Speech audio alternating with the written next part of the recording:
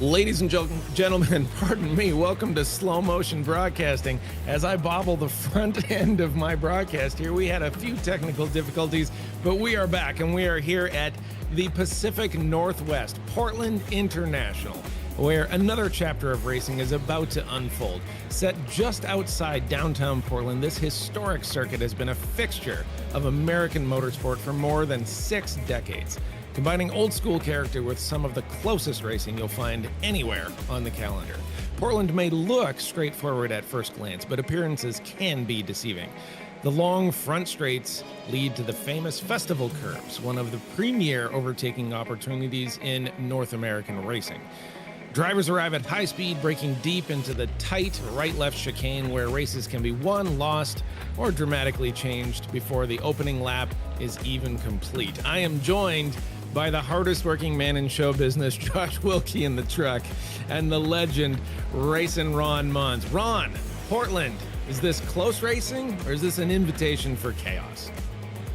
Well, between A and B, I'm actually going to pick C, all of the above. This track is known for one that can cause chaos in the blink of an eye, especially with that first chicane that he brought up there right at the top of the show. Many times in racing history in the past here, especially in the world of American open wheel, races can be lost right in the blink of an eye as you head your way through that first chicane. It's a bad bottleneck. It's a real tricky turn to try and negotiate with. So to start off this race, these drivers gonna have to crack their knuckles and try and get a little bit dirty. Not saying that these drivers are not talented. They are very skillful behind the wheel of these F4 cars, but the law of averages and the racing gods do not care about how talented you are. They only care about the funniest joke that they can make, and usually the funniest joke to the racing gods is a massive pileup heading down into turn number 1. Speaking of, let's do a little lap guide here quickly right at the top of the show, riding on board with Bob Eckert, heading his way downtown in through that first chicane, talked about right there here. So this is going to be real tough for these drivers to try and negotiate there, keeping you right on the toes with another kink, another protuberance in the road. Now you get into the really narrow sections of this track. It's got a lot of grass runoff area. This track is historic as well. Originally built on what was basically a floodplain after former housing around here got wrecked after a massive flood. It's now become a racing circuit, and a beautiful one at that, but there's a lot of trouble lurking in the surface. Controversial turn here, turn number 7. Pretty tough to try and nail down because you've got this kink on the exit heading onto the back, not so straight straightaway, a constant bend in the road, keeping it blind before you head off into one of the final heave hose of the lap. It's a real tricky, real fast turn number 9 and 10 chicane to keep these drivers alert here in the night. Now, one more turn to try and manage. Technically, it is 2. You're going from one surface to another, one track type to another. You're going from the road course onto the drag strip to go onto that start-finish straightaway and complete a very busy lap in a very busy city. Ron, working a little overtime on this one. That was an excellent track guide. A couple things to note on this. First of all, this is the Sim Racers Group Intermediate League. The Sim Racers Group is a brick and mortar store out of San Jose, California, run by Jason Cotcher and his staff, including Tyler Hagan. They do a fantastic job, and this is their intermediate league. So they run the F4s here, and the damage is off. So you might see a car take a unfortunate turn into maybe a side wall and somehow miraculously put its suspension back together. That is by design, so that the intermediate racers are not quite as punished. However, being intermediate sometimes is in term alone, because some of these drivers are quite good, not only in these cars but in other cars. Brian Stasinski is a good example of that. I think you can find Jason Chess and some other ones as well. Then you have some of the drivers that do a little double duty. I've seen Greg Meyer in both the Intermediate League and the Advanced League, which is currently racing F3s but has their eyes on the Indy NXT for next season. People like Bob Eggert, Novice Molina, Guyton, guys like that have been veterans of this league, and it'll be a battle all the way to the end. I don't see Damian Dietrich on the board quite yet, so I'm not sure if he's out there, but I believe he is the front runner in the points championship right now. Ron, something hilarious that you said about the track being on a floodplain. It actually I don't know if you can call it necessarily a floodplain, but it was on the city of Vanport, Oregon, which was destroyed on Memorial Day in 1948 when a railroad berm broke and the Columbia River just destroyed the city. So they used to race quite literally in the ruins of this city, and every now and then, if you missed a corner, you might go flying into a concrete foundation or a pond. So that's how this actually started. Yeah, no, it is pretty fascinating when you look back into the history of some of these tracks here in the States. Very odd set of circumstances leading to their creation, but you get some brilliant racetracks having some challenging ones there. I mentioned the challenge at turn number 7, but turn number 6 is nothing to scoff at either. It opens up and also tightens as you head your way through. So starts off pretty nice, then kind of opens up, then tightens up once again, then opens up once more. It's real tricky to try and nail down, but if you can get a good feel around this racetrack, you could be golden. I think we've only broadcasted one race at Portland, maybe one or two in the history of slow motion broadcasting. First of those being the XMS IndyCar series that we covered about a year and change ago here on the channel. They held their season opener here, and it was a pretty darn good race. But since then, doesn't get a whole lot of love on iRacing. It's a track that I think is a little bit underappreciated both in real life and in the sim. Yeah, it's a very interesting track. Much like Silverstone, it is completely flat. It is flat. But like you said, with turn 6, you come out of turn 5 and you're looking to build speed as much as humanly possible to get through 6. 7 becomes very difficult because you're just hot looking to get through the back straight as fast as possible. We're on board with Jacob Guyton here, showing 70, 80 miles an hour through the tight twisties here, but you watch as he comes around the top end of 7, hangs it together, 60 miles an hour, and now he's off. And we'll see what the top speed of the go-kart-esque F4 will be. Little look at the qualifying here. It looks like Stasinski's up front here. Meyer is already in the pit. He's in second. Jason Chess third. J.R. Gregory, who stopped in earlier to give us a prophecy and said that if he is on the podium, he will join us in the booth afterwards. Oh, there goes Novice Molina. Hopefully that doesn't bother Guyton too much on the end of that one. And it looks like, does Guyton improve? He does not improve, so he's going to stay in 7th. Guyton, a familiar face trying to... Oh, he does improve. He goes up to 5th. Look at that. Novice Molina spun his way into 6th, and I think that's just about going to do it. That's Walker Fultz. Oh, pardon me, that's Bob Eggert coming in at the end there. They do leave the track open for the remaining cars to come around. It looks like J.R. Gregory might still be out there. No, I think he's packed it in right now. So let's take a look, Ron, at the final qualifying here. It's a gorgeous track, though. You look at some of the scenery around Portland. We're going to take a look at the qualifying as well as the points standing for the season. We're about, I don't know, say midway through here. So, Ron, why don't you run us through the championship standings here? Yeah, real quick before we get into the race, Damian Dietrich, as you mentioned, not here tonight, is your championship points leader. Henry Ryback going to take a big nibble out of that gap here tonight. Jacob Guyton going to look to try and make some ground up as well. Greg Meyer there in 4th. Brian Stasinski, who looks like he's going to start from the 2nd pole position in a row this season, is in 5th. You can see the rest of the drivers lined up there. We'll talk about many of them throughout tonight's race. However, we're now switching off into the race session, so we got to clear that away before our production software decides to stick it on there with super glue, so we can now get rocking and rolling here for the 8th round of this season. James, this is gonna be a real sketchy one, especially that first turn. Yep, here we go. Stasinski's at the top here with Meyer along the front row. Then we have Jason Chess, J.R. Gregory. Then in our 3rd row, we have Guyton and Novice Molina, 2 veterans of the F4.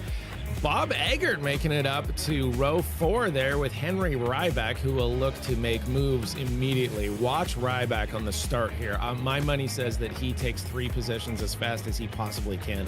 Pranay Ketneni will be following there, along with Dan Clark, local favorite. Matthew Hunter is next to Ken Glasser. That's 11 and 12. And then we will scroll up a little bit for the final ones here. 13, Walker Fultz next to Rudy Samudio and Ken Estep will be finishing out the grid today. So This is going to be a tough start here. Stasinski is going to try to keep Meyer off, but Meyer can be an aggressive racer, so we're going to see whether or not he's able to pull that off. It looks like almost everybody is out on the grid here, but watch Ryback. Watch Ryback in the back there. Where is he? In the 5th row, maybe? He's going to be the one to look for. And we are getting the revs up here, and we're going to be looking for the lights shortly, and we will be taking off in Portland here. It's always tough to wait. Sometimes they have quite a while to go. Green flag, here we go. Dropped a clutch. We were racing in Portland. Stasinski gets a great start. Frankly, everybody got just about the same start. There's no massive moves here. Meyer's looking to try to take Stasinski around the outside. They're going to go wheel to wheel. Meyer goes inside and does not get it. Stasinski gets a great exit. Great exit out of turn 1, and he is off. Looks like nobody has really made any giant moves here. We might have some action here, but it's a pretty solid and respectful start out of the Sim Racers group. Stasinski looks good, but Meyer's going to chase him down, and the rest of the field is getting a little bit bunched up into the tight and twisties here. But Ron, I would say this is a pretty successful start for this race. Yeah, for lap 1, turn 1 here at Portland, that was incredibly calm and very, very smooth for these drivers. Hey, they got kidnapped and they decided to bake some chocolate chip cookies for their kidnapper. That was fantastic stuff heading down through the first chicane. That's the first time that's ever been said in the history of this broadcast company. I can say that with confidence. Look at side-by-side racing there farther up the road. JR Gregory was trying to attack there on Jason Chess. Keep an eye on JR. This is his hometown track. He's actually a track instructor here at Portland. He has run many a race here over the years and run many a lap too. So keep an eye on JR. You know that he's going to be strong. They're currently running in 4th, looking for 3rd. Yeah, J.R. Gregory actually had a pro tip for us. There is J.R. Gregory. He's 4th. Oh! Novice Molina goes right into the side of, was that Ketneni? I'm not sure who he hit right there, but it's a bit of a dumpster right now. There's cars all over the track. I think that is Guyton as well. Guyton is off the track. Novice Molina, we'll have to take a look at the replay on that one. That is J.R. Gregory, unfortunately. So Novice Molina, Guyton, J.R. Gregory, all falling to the back of the field. We'll spin that one up for you as fast as we could. Gosh, I was about to say something awesome about J.R. Gregory giving us pro tips, but I might save this one. Let's take a look at the replay here. So this is Novice Molina coming around, and yep, too much speed in and just goes right into the side of Gregory, and that is Guyton on the outside as well. Everybody else goes around. I think that one's going to be on Novice Molina, don't you? Yeah, it's unfortunate to see those two make contact, but I'll be honest here, James, it is not the most shocking development in the world. Talking about the nature of the turn 1 chicane and how much the track bottlenecks as you head your way through there. Look at it here as they head their way down the start-finish straightaway. They have ample room, but then they head their way off into a chicane that was one of the alterations made to this layout through the years. And really, you're aiming for an apex that is nowhere near where you think it's going to be. So trying to go through there in any sort of graceful manner, it's like trying to do ballet dancing in a pair of work boots. It rarely, if ever, works out well. James, I know you're a firefighter. In your firefighter outfit, do you think you'd be able to do point work in it? I don't think I'd be able to do that in even the most agile footwear. That's pretty much what these drivers are having to do, heading their way off through that first chicane. It is so tricky to try and manage. So unfortunate to see those two coming together, but it was bound to happen at some point. It was just a matter of where that falling anvil was going to land on, not a matter of when it was coming. Yeah, we refer to it as bunker gear, and the answer is no. My dancing days in bunker gear are long past, I would say. Somewhere in here, Stasinski and Meyer changed places and then changed back. So it looks like there's some pretty solid racing up front there. Oh, there we lost Walker Fultz. I think he slipped on a banana peel of his own making right there. Not sure about that one, but he appears to have like a single damage here. Here we have Meyer and Stasinski. This is a replay. So Meyer was ahead of Stasinski here for a little bit, but Stasinski does get the position back. Ow, and Meyer is cutting grass right now. Meyer's decided to change in the Taco Bell livery for a John Deere for a hot minute. And Ken Glasser has gone to the pit. That is a rare occurrence here. I'm not sure what happened there. Let's take a peek here. maybe just had engine trouble. I guess Ken went a little bit off there. By the way, that is known as the Shelton chicane, that first chicane there. And our pro instructor JR Gregory says the tip is to abuse the track limits in the chicane to try to gain time there. That's the real opportunity there, is those track limits. Unfortunately, it didn't work out very well for him when Jose Navas Molina abused the track limits, maybe just a little bit too much. I think the racing tonight is going to be happening between Brian Stasinski and Greg Meyer. They are within 0.5 of each other, and it looks to be a pretty good battle. Stasinski can race. That is for sure. And Meyer is due one. Meyer has had a couple races where he has been right on the threshold of a podium and had it pulled out from under him. There's the Taco Bell gong that we're all looking for. You can calm down, YouTube chat. Now I know you were looking for it. Ron, I think that Meyer's due one here. Do you think he catches Stasinski on this one? Well, first off, Josh, I might have to tack in a little extra charge on my next invoice because that just scared a small little trouser accident out of me. But I think we could very much see a fight between these two. Talking about Greg Meyer being a veteran of this championship. Brian Stasinski, a veteran here at Slow Motion Broadcasting, but that's primarily in the Formula V ranks.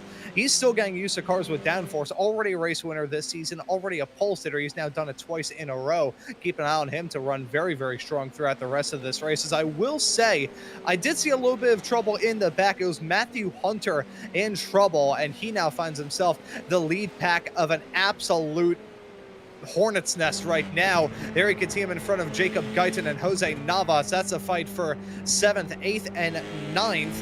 Right now, Hunter feeling the pressure, runs a little bit wide as he heads his way out of the final turn. It was trouble heading out of turn number 7 that caught him out dearly, and now playing the serpentine, trying to break the draft, hang down the start-finish straightaway into turn number 1. I don't think he's going to feel some pressure from Guyton. Guyton, meanwhile, may feel some pressure from Navas. Look at the dive. That could end in tears in that second part of the chicane. It comes up on you real quick. Have to jam on the brakes to avoid running off the circuit there. Hunter was able to hold on to it as he headed his way through the first chicane. Can't say that about turn number 7 on the previous lap, though. Oof. Oh, yeah, just lost it right there and managed to hold the brakes. That is kind of one of the things that has been preached. With the developmental league here, it's something that they really try to encourage good, clean racing, as well as some of the fundamentals. There we have the race timer back up there. We're sort of going through a couple little tweaks in the broadcast tonight, had a few technical issues, but we thank you guys for bearing with us. And we're going to bring you a great race here tonight. It looks like this is Guyton, and he is on fire trying to get some positions back. Probably not thrilled with how that first couple laps went for him, but he'll be looking to try to keep his way into the championship points here. So some of the people in the chat are expecting maybe we have a Stasinski-Meyer crash, and then other people were upset that that person put that out into the universe. I would agree. I don't want to see that happen at all. That would be brutal. But I think that they're going to be pretty close. Stasinski has managed to stretch it just a little bit, but Meyer keeps pulling him back in, and now Meyer's within 0.3, 0.4. So I think that the draft here at Portland can be very real here. Oh, Guyton is so close there. Holy cow.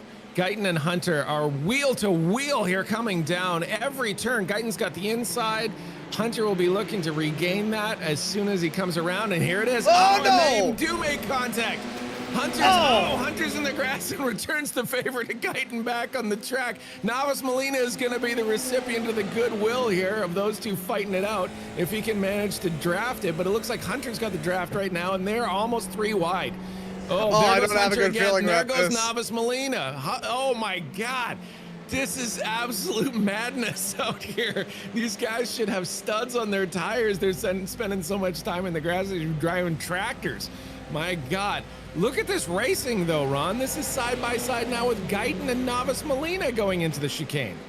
Yeah, and the fighting is not over. Navas and Guyton side by side chasing each other's tails through that first chicane. Guyton gonna have the speed through it, but not on exit. Very lucky to hold on to the P7 spot as he headed his way out of there. Let's look at the lunge from Guyton. Hunter just had a small little trip up as he headed his way through the tail end of that first sector, and there you can see Guyton sense an opportunity, punched out there to try and get the spot, and you can see now still side by side as they head their way into turn number 7. This is where things got really sketchy. That's a spook for Hunter. Oh, peekaboo, there you go. That's Guyton looking for the move side by side as they headed their way through. Small little puff of smoke farther up the road. There was a brief little fight for the top spot, but these drivers were going for the jugular as that fight was going on. There you can see a little bit of contact as they headed their way out of there. I talked about that kink at turn number 8 right as you head your way out of the hairpin of 7, really keeping these drivers on their toes. Many a racer have made contact through that section of racetrack before. Shocked that those drivers were able to get away with both that and the drama they had heading off to the turn number 9 and 10 chicane. Just saw Navas get tripped up by the exit curb heading out of the final turn. Saw that catch out Guyton a little bit earlier on in the race. Just want to bring that up as something that may catch out these drivers a little bit later on. But up at the north end of the field, I talked about the battling that was going on as those drivers were just swinging axes at each other. Greg Meyer only took one swing, but it was an effective one. He got that spot on Stasinski, and it was a mistake from Brian that cost him the lead. Yeah, Stasinski lost it a little bit, took a little grass on the wheel there, and that was enough for Meyer to go around. Meyer, like I said, Meyer is owed one here, so we're going to see whether or not Meyer can actually stretch a little bit. He's managed to put almost a second on Stasinski, but man, Ron, like I'm seeing these times in that straight just get whittled down, so there's a strong draft here. I'll tell you the other thing, for praise for iRacing here. If this was the F3 with the netcode issues that we've had, you'd have seen Guyton and everybody else's cars explode. Like there was wheel to wheel banging there, and these cars have managed to stay intact, and it's been pretty close. Now, I'm not saying that this is the way that you should race these cars, but what I am saying is that like I haven't seen netcode really ruin anything right here. If there was contact, it looked to have been real. And that's a good thing for iRacing. That's the kind of racing you want, is to be able to go wheel to wheel. Wow, Hunter with a great move there. Just battle of the late breakers, and he won that one. So looks like Hunter is in 9th place, but man, racing hard. J.R. Gregory has managed to work his way back up to 8th place behind Guyton. There is a huge gap around 3 and 4. So you look at Meyer and Stasinski, and Ryback is 4 seconds behind, and Clark is 6 seconds behind Ryback. So there is 10 seconds now at least between 1 and 5, which really goes to show you just how well Meyer and Stasinski are going here. Man, holy cow, Hunter is just going side by side with everybody, and there's contact, and he almost squeezed him into the wall there, almost squeezed Navas Molina. This middle pack here, as much as I want to see what's happening in the front. By the way, Meyer now has pulled 3.5 seconds out on Stasinski, so something has happened there. Stasinski had some sort of issue. We'll try to catch that on an issue, but it looks like he went off the track. Yep, Stasinski had an off track here, so Stasinski is trying to catch him, and we're gonna see. Yeah, it just it just kind of keeps getting worse and worse. Oh, and there's the tire barrier. I hope he didn't catch that one. We're gonna go on board for this one, and yeah, just cooking it. And once it goes bad, it just keeps getting worse, and now he's looking at that. Oh, what a save, though. What a save out of Stasinski. Ron, you ever had a moment like that? Yeah, I've had a couple of, I guess, a Columbia School of Broadcasting would want me to say, poo moments. Trouble for Dan Clark. He was putting together a very fantastic drive, but unfortunately turn 6 striking at the worst possible time, as he may gain a spot there, as that was a big sideways step from Matthew Hunter farther up the road. Taking a look at Clark here, it's turn number 6. It's a little bit off camber as you head your way through here. The exit comes up on you so quick, you think that's opening up to be really quick, but then it timed back up once more. Unfortunate there for Clark. Now gonna get relegated into this fight. That's a fantastic view of the battling up in front with Jason Chess and Jose Navas. This could very easily end in another swap-a-roo, as they may be able to pick off one more spot. I believe that was Pranay Ketanetti, as it was running wide through 11 and 12. He's now going to be chewed up and spat out by the pack behind. Yeah, you lose time going up into the beginning of that straight, and it's going to be tough sledding for you. Oh, Novice Molina locking up the brakes there. Holy cow. Dan Clark just about like smoked a pack of Marlboros through the tailpipe of Novice Molina there. That was a panic mode right there when Novice Molina came to an almost stop at the apex. Not what he was looking for there. A guy, Jason Chess here, we're on board, not on board, but we're following Jason Chess. Jason Chess is a guy that I thought would be doing a little bit better tonight. He has kind of struggled a little bit out there. Shows promise here and there. Like, he can really race. He just has had some difficulty hanging together some complete races as of recently. So it'll be interesting to see how he finishes out here. But you look at the board, and we're 3-2-9 between Eggert and Guyton right now. Like, we have got as big a time gaps as I think you can get out here at Portland. These are not close races right now, with the exception of that middle pack that is like in an elevator knife fight right now. So it is a tale of two cities as far as this particular race goes. Yeah, no, right now we're seeing just completely different cases from driver to driver. Many of these racers have been caught out by the challenge of this track. You know, despite the fact it may only have 12 turns, it packs a punch. It's just a tick below 2 miles after all. So you're constantly battling with something. Even on the one long straightaway that you get here, it makes up the entirety of turn number 8. You are constantly turning as you head your way through that section. It's a fantastic spot to try and battle and squabble up. So, with that taken into consideration, this is probably one of the more stressful nights these racers have had, as Jose Navas, latest racer to run into troubles. He heads his way through turn number 7. He's going to slide out wide. He gives Dan Clark a spot back inside the top 10.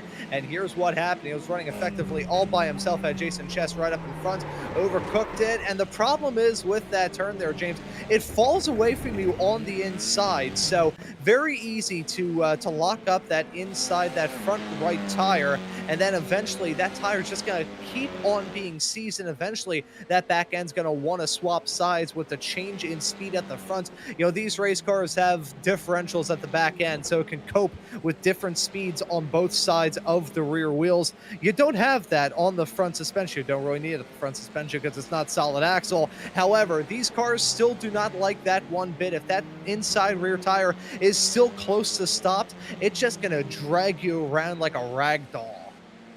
Yeah, it's really something to say. Stasinski, by the way, has managed to take 3.5 seconds and turn it to 2.2 here. So there is promise. We have about 3 minutes, maybe a little bit, 3 and some change left. So Meyer, I think, is driving a little bit safer right now, but Stasinski is he's selling the farm to try to get back in here and be able to pull Meyer in on a straight. And now we're down 2 seconds, so this is going to be close. With regards to what you were saying, like I said earlier in the broadcast, this is an almost completely flat track, but I don't know. I mean, like we were talking about, some of these turns look like they've got a little off camber to them, and some of them are a little bit difficult to grip in. The chicane is one thing, but 6 and 7 complex, 5, 6, 7 series of fast S's has wreaked havoc on this particular field. These guys are they're with red hot tires out here that are just not holding on to this track. So I'm not sure what the actual track temperature is right now, but it is almost 106 degrees out there. Yeah, so I mean that might that might do a little something to those poor F4 tires here. Meyer now is keeping it at about 2.1 seconds, so he's managed to get 2 minutes left in this race. 2.1 seconds will do it, I think, unless he makes a mistake. But watch if Stasinski can cut that down to 1 second. As soon as he gets it to 1 second, he gets a chance on that straight. You're going to see that number fall enormously, but I don't think Meyer's going to give him that opportunity. Do you? Yeah, I think Meyer's going to try and run a very tight ship as we get into the final 2 laps of this race. Just needs to keep it clean, which is certainly a heck of a lot easier said than done here, but with some disappointment that has followed in some previous races, you know that Meyer wants to try and capture this opportunity, seize it with all of his grip, and try and win this race. Brian Stasinski is going to try and make it hard, but that gap balloons out to 2.5 seconds with a bad run through the chicane. This could be good. As they head their way through this section for the second to last time in this race, taking a look at those track temperatures, James, if anyone hearing some of the stuff that's come out of my mouth on these broadcasts over the past year and a half has any reason to still question my intellect, let me tell you this little story. When I was in middle school waiting for the bus in the middle of the summer, as we got towards the end of the school year, right at the start of summer, we would play a nice little game where we would take off our shoes and walk around the blacktop parking lot that the bus stop was right in, and see who could stand it the most before they finally put their shoes back on. If that doesn't tell you everything you need to know about Ron Maunz and the brain I have, I don't really know what does. Well, I think that we can take a moment here, and despite some of the close racing that's happening, Guyton and Gregory going, oh man, poor Guyton there. Just kind of lost it. Gregory will take advantage of that and manage to work his way all the way back to fifth here. But this is a Greg Meyer moment right here. So Greg Meyer is going to be finishing what I think has to be the white lap here. He will be coming around here and basking in what I hope is a podium for him if he can finish out these last few turns here. Greg Meyer, a veteran of the F4 series, has managed to pull off a win that is much deserved. He was close on another one earlier this season, kind of got it robbed a little bit from him, a podium, but this is going to be champagne for Greg Meyer. The gap right now is 2.3 to Stasinski. We've got Hunter's back on Guyton again. That's been the story of the night. But let's take a look here as, as much as I hate to ignore that close racing, this is Greg Meyer, and he's going to be coming around. And this is going to be the finish. Oh, there's a lapped car that's making life difficult for him, but not that difficult. Not difficult enough that he won't come across the podium. So congratulations, Greg Meyer winning at Portland. Stasinski is going to come in second. Ring the gong. T-Rex. Ryback will be in third. Bob Eggert looks like he's going to be coming around and will be finishing fourth with a massive gap in between there. J.R. Gregory, congratulations. Worked his way back from an unfortunate incident, manages to get fifth.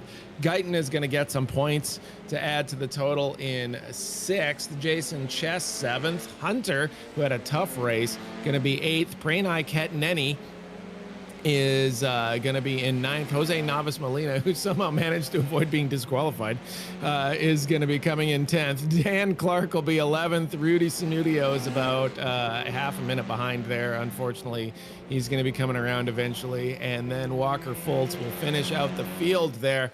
But congratulations to Greg Meyer. This one was due. What do you think of this Portland track here, Ron? Well, I knew it was going to be a challenge. That certainly was for these drivers up and down the pack. But I think we were true to a rather fun race. Had some good battling. That fight there in the mid portion involving Matthew Hunter, Jose Navas, Jacob Guyton, J.R. Gregory was supporting cast in that fight. That was absolutely awesome. And some good storylines to come out of it as well. Some good drives. Dan Clark, unfortunate to see him fall outside of the top 10, but he was putting together a really good performance before that spin took him out of the fight. And Kenny Stepp as well, running on a very tricky track here at Portland, getting a good race, making his way through the event very, very clean. So props to the drivers getting to the checkered flag, which is frankly an achievement in and of itself here at this race. Yeah, I agree. This one was a tough one. The track temperatures did not help things. And it was very interesting to see that mid-pack. It was like watching a game of tag in a submarine, like their elbows banging off of walls and each other, and people with broken fingers and all the rest of it. It was an absolute mess. Greg Meyer enjoying some well-earned donuts. I don't know if they sell donuts at Taco Bell. I don't know if I'd recommend that, picking up your local Taco Bell donuts. But these donuts are well-earned, so we're going to have to see whether or not we can get Greg Meyer in the booth here. Unfortunately, the J.R. Gregory prophecy did not come through. Oh, Stasinski is going to back into Meyer there a little bit. That's all right. Once the race is over, everyone, God knows the mechanics have gone home already. They're not fixing these cars for those guys. So Fantastic race at Portland. I really like this track. I thought it was very interesting. I think that JR was very true to his word when he talked about the track limits on the Shelton chicane at the beginning there. That was tough, and it caused a few problems for people. But that 5, 6, 7 complex was really the difference, I think, between the people who could keep their car on the track and look good and the ones that could not. Yeah, it was a test of a driver's nerve is what it was throughout this race, and a lot of them were able to rise to a pretty fantastic performance. We'll take a look at your race results here in a couple of moments. I want to thank you all for tuning into the action on Slow Motion Broadcasting here tonight, part 2 of our doubleheader here on Tuesday nights on SMB. Immediately before this was the American Muscle Series earlier on tonight at Circuit of the Americas. Once you're done with this broadcast, how about you take a look at that one? But, James, we can now take a look at our race results. That's right. Greg Meyer is going to be on the podium at the top with the champagne. Brian Stasinski second. Ryback gets a ton of points in third. That's going to help him, just like we talked about at the beginning of the series. Bob Eggert's going to pick up fourth. Congrats to Bob on that one. That's a great result for him. Fifth is J.R. Gregory, hard fought. Jacob Guyton in sixth, probably wanted a little better than that. Jason Chess, seventh. Hunter, eighth. Rainat Ketneni in ninth. Jose Navas Molina, 10th.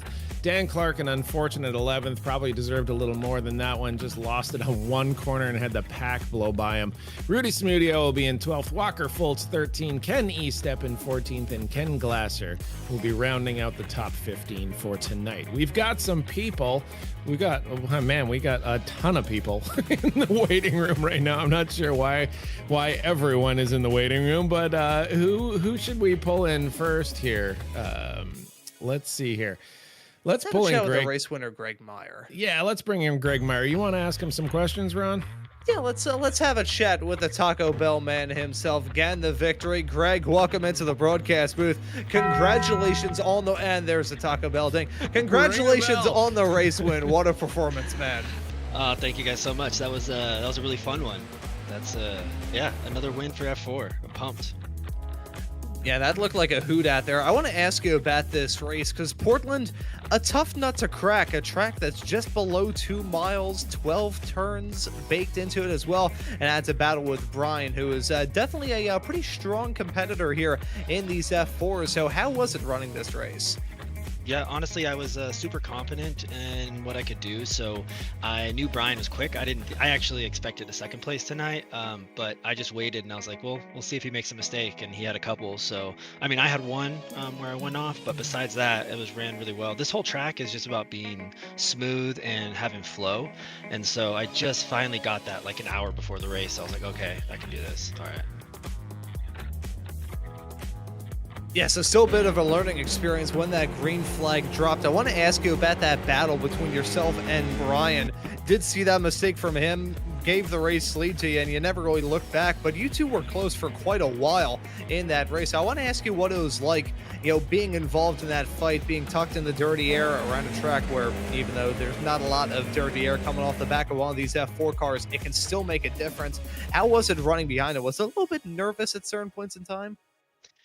Honestly, no. I was more concerned about falling back and being in the 3rd to 6th range because then you have multiple cars and like turn 1 is impossible with multiple cars. But with 2 people, you can kind of give space, understand where, let them have it 1 or 2. But when there's more than 2, yeah, it's real dicey. So I was just happy to be up front and I didn't look back. You're right. Like I was just like, I'm just looking forward. And if he catches me, he catches me. I also didn't expect him to have enough pace to get around me. So I was like, even if he catches me, I have to mess up in order for him to get around me, honestly. Yeah, but worked out fantastically for you here in this race. Able to capture the victory. There's been so many races so far this season where you had a darn fast race car. Nice to see it finally pull through. Next time out, though, we're going to be running at Summit Point down there in West Virginia. That is going to be an eerily similar racetrack to this one. One massive straightaway broken up with a whole lot of turns. What are your thoughts heading there?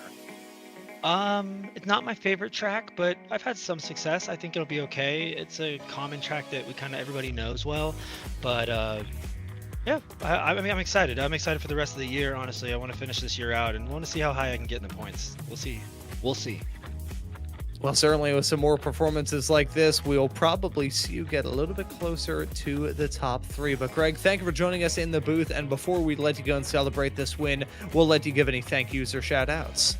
Yeah, thank you guys for doing this broadcast. It's awesome. I love it. Friends love watching it.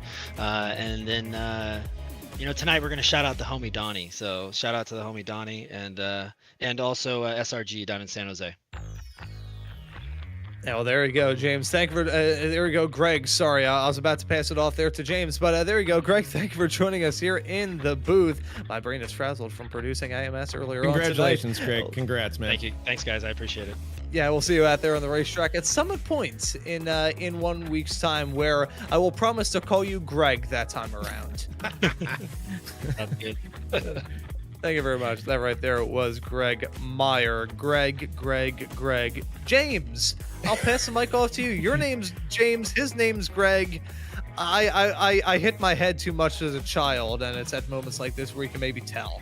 That's true. Well, I mean, it'll all work out eventually, right? Like, it's not like old age doesn't improve everybody. Let's take a look. Let's see if we can bring in Jacob Guyton. We'll talk a little bit about the midfield before we go back to Mr. Stasinski here. Jacob Guyton, congratulations. Hello. It was a tough race for you. You were up, you were down, you were involved in some unfortunate incidents. And then, as I described it a little bit later, you were involved in either a knife fight in an elevator or a game of tag in a submarine. The mid-pack was absolutely wild tonight. How did Portland feel for you? Greasy. I mean, Portland, from my practice, and it just proved in the race, you got to take care of your tires early.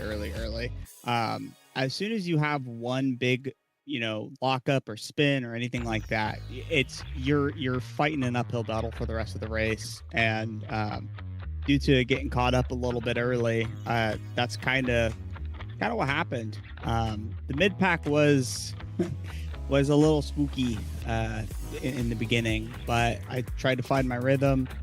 I had Jose Navas with me, and we were in voice chat together. And it's like, hey, let's not fight. Let's just go for time, go for positions as best as we can. And we were able to make our way up, and Jose got caught up, and then I got chased down by yours truly, JR Gregory. I mean, it was a tough race the entire time, but it was a lot of fun. I can't be upset with the position that I got at the end, given what happened. So, yeah, I won't complain much, really. I think you had a lot of insight when you talked about the track being super greasy. The temperatures were roasting. You were plus 105 to 110 degrees out at track temp. That really caused a lot of havoc. I think most of the accidents that we saw tonight were self-inflicted, but you had some wheel bangers going back and forth with all sorts of people. Hunter was in the mix with you. Navas Molina was in the mix with you. JR Gregory was flying around. Ryback was in there. It was tough sledding out there. Did you feel like you had cooked your tires earlier? Did you feel like you were able to keep your car underneath you fairly well tonight? I think I was able to keep the tires underneath me for the most part. It really started to show, the tire wear started to show at that like 10-minute left mark. The little lockup incident, whatever happened early, definitely didn't help, but I was able to kind of get the tires underneath me for the most part. But definitely, as soon as you start pushing a little bit harder, turn 6, turn 7, that last little section of, I think it's 10, 11, 12, they start just chipping away at those tires. It's hard to keep them under control once you start trying to eke out that last little tenth while trying to keep it under control. It's a tough track at those temperatures, and I towards the end I definitely reaped what I sowed, trying to catch Bob Eggert in front of me and keep JR behind. Yeah, it was a tough race out there. I know you wanted a little bit more, but you put up some pretty decent points for the championship with Mr. Dietrich not being here tonight. That will help you a little bit. But there's still a couple guys that are making it very difficult for you. But congratulations for putting some points up, and honestly, like, excellent racing out of you. Given what happened in lap 2 that put you out and at the back of the field, you had a phenomenal race to be able to hold it together and push as high up as you did, and you provided very entertaining stuff for us, that's for sure. So before we let you go, is there anybody you want to shout out or say thanks to any sponsors for you? Yeah, thank you guys for bringing me in and chatting with me about the race. Glad I could put on a good show for you guys and everyone at home. Shout out to family and friends that might be watching. Shout out to my friends Daniel and Nathan. See you guys in Japan here in just a few short hours. And again, just always thank you to you guys at SMB. Thank you guys at SRG for putting this on, giving us a great community and opportunity to race and show off our racecraft to our friends and family. And yeah, thanks so much, you guys. Fantastic. Well, it wasn't just a good performance, it was a great performance. So thanks for joining us, and we'll see you out there on the track. Ron, I'm going to leave the last interview here to you, and I think I know who you're going to pull in here. You know, logic would dictate that I would have a chat with Brian Szynski, but I'm feeling a chat with Henry Ryback. I think Brian's probably heard too much. Actually, no, Ryback just left. So let's have a chat with Brian Szynski, shall we? Brian Szynski now joining us here in the broadcast booth. Brian, welcome in. It was a good race for you here. A small little trip up heading out of turn number 7, one of the most challenging turns in the entirety of the season. How was it out there at Portland? It was better than I thought it was going to be. I mean, I did not expect to be on pole. I was in northern Michigan since Saturday morning and drove 350 miles home today, like little 6-hour drive, having fun going around the lake and in northern Indiana, Chicago traffic, battling out. So I got my elbows up and, came home, took the stuff out of the truck and took a shower, took a 10-minute nap and came out here and brought it, I guess, because I was on the track for an hour on Friday and I got 10 minutes practice before family show. So very surprising that I was able to drive this track at all. It was fun. Yeah, no, that is an incredibly impressive performance, running just a little bit sleep deprived and maybe a bit deprived of practice as well to get a result like that. That is very, very good. How did you enjoy Portland? Because compared to some of the other tracks that we've been at so far this season, this one is probably one of the more potent ones in terms of having challenge basically every single inch of asphalt. So I think I do well at a technical track. Especially like bigger wide open ones where I should mean like fast sweepers and stuff and little tight stuff. So I didn't realize this track fit me well because I didn't think so when I was practicing back last week. But yeah, it's a real nitpicky teacher slapping you on the wrists pretty hard. Like if you come onto the back straight and you're just 2 inches wide with your left tires, it sucks you in. It says, no, you are not allowed to leave this curbing. You must stay here until the end of it. And it's like a time penalty on itself, which I don't know any other, outside of Nürburgring, I don't know any other curbing time penalty things that slow you down like that. So yeah, it was pretty fun. Yeah, so a fun night overall, and we'll let you get some rest here in a couple of moments' time. We'll bring these 2 final questions into form. Summit Point next time at that track is one that you've probably driven many a lap around, so I think you're probably feeling confident heading off into that one, aren't you? We were talking about it in the waiting room because I've driven it. Everybody's driven it a million times, and I've never done it in an F4.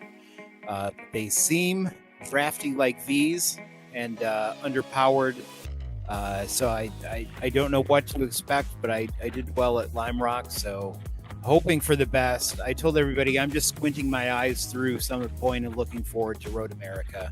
And if I talk trash about draft tracks, well, let's go to Road America and see what happens there. So who knows? It's been a blast in F4. I love every week driving with Greg. Just trying to.